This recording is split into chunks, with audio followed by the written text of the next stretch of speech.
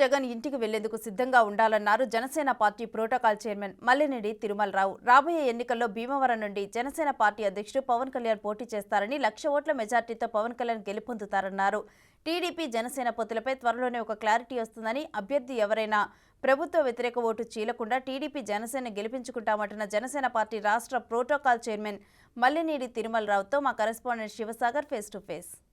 పశ్చిమ గోదావరి జిల్లా భీమవరం వేదికగా జనసేన పార్టీ అధ్యక్షుడు పవన్ కళ్యాణ్ మరోసారి పోటీ చేయబోతున్నారనే సమాచారం అందుతుంది. ఇప్పటికే భీమవరంలో జనసేన పార్టీ అధ్యక్షుడు పవన్ కళ్యాణ్ పర్యటిస్తూ ముఖ్య నేతలను కలుస్తున్నారు. టీడీపీ జనసేన పార్టీ నేతలను కూడా కలుస్తున్నారు.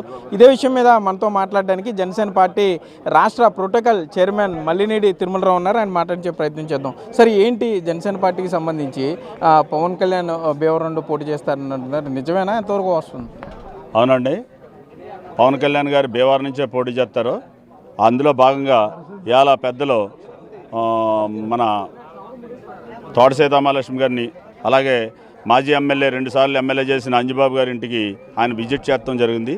ఇదంతా కూడా ఒకసారి ఈ పెద్దలందరినీ కలిసి పరామర్శించి వెళ్దామని. తర్వాత మీటింగ్ ఉంటుంది 2 గంటలకి.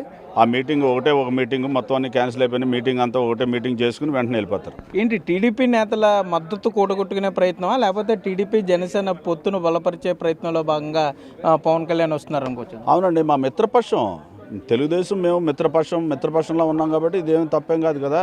మేము మిత్రపక్షం కాబట్టి మేము అందరం కలిసి ఎదురు ప్రయాణం చేయాలి కాబట్టి వచ్చి ఒకసారి పలకరించి వెళ్ళడం జరుగుతుంది అన్నమాట. ఏంటి టీ గ్లాసు సింక్కి పరిమితం అవ్వాలని సీఎం జగన్ అంటున్నారు, మీరేమంటారు జనసేన నాయకులుగా? ఆడికి పోయేకాలం వచ్చింది, వెళ్ళిపోతున్నాడు చూడండి. మీకు మొత్తం సముద్రం ఇక్కడ సముద్రంలో కలిపేస్తాం.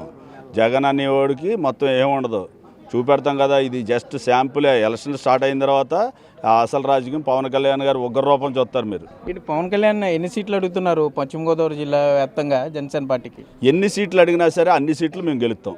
ఎక్కడ జనసేన పార్టీ తెలుగుదేశం పార్టీ ఇద్దరు పోటీ చేస్తారో అక్కడ నల్లేరు మీద నడకవుతుంది.